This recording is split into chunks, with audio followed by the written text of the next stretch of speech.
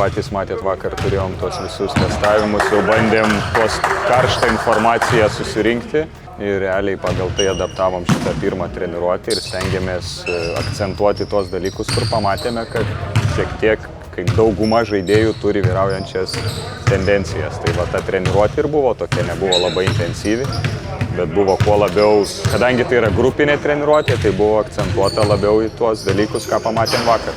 Tai dabar planas artimiausiam dar bent porą dienų ir akcentuotis į tos dalykus išvadas iš vakar. Principe taip, plus žinom jų visus istorijas, kas vyravo, žiūrim, kas dominuoja, kadangi vėliau bus individualizuotas krūvis, kiekvienam atskiros programos, o dabar bandom apčiopti visas tas vyraujančius dalykus ir plus dar kelti tos bazinius aerobinį pajėgumą, jėgos rodiklius, kuo daugiau apgaubti visų dalykų per tą trumpą laiką, kurį mes ir turime. Kaip tas pirmas žvilgsnis į žaidėjus, į nusiteikimą, pasiruošimą darbui? Visada pre-seasonas yra viskas fantastika.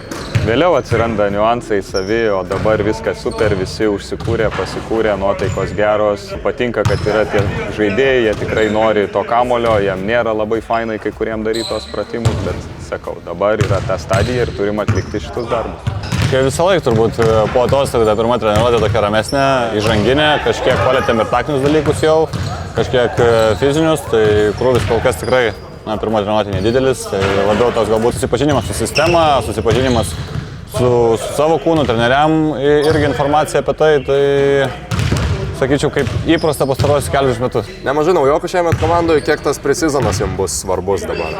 Tai be kalbų, kad svarbus, kai tokie, sakykime, daug naujokų komandoje ir pajausti vėlgi tą sistemą, susižaisti vienas su kitu, pažinti vienas kitą aikštelėje, už aikštelės ribų, kiekvieną charakterį, žinot, visi tie niuansai. Kuo greičiau tai padarysim, tuo greičiau tai transformuosis į gerus rezultatus aikšteliai. Na ir aišku, be kalbų, tai ir stengsimės padaryti. Jau kažkiek susipažinot gal rūbiniai su naujokais, su grįžtančiais žalgiriečiais, pabendravot kažkiek, kaip tas pirmas toks visų jau suėjimas į vieną vietą? Aišku, žmonių daug, su visais dar kažkokių gilių pokalbių tikrai nepavyko turėti, bet susipažinom, kaip sakyti, pasisveikinom, kažkokios tokios įžanginės kalbelės, sakykime, buvo su kiekvienu. Tai viskas ateis natūraliai, su laiku, manau, nieko čia aišku nereikia forsuoti, su, kaip sakyti, žmonių tikrai nemažai, leisti kiekvienam apsiprasti su vieta, su kaip sakyti, pasijausti patogiai ir tas bendravimas, aš nebejoju, ateis su laiku ir visi vienas kitą pažinsim.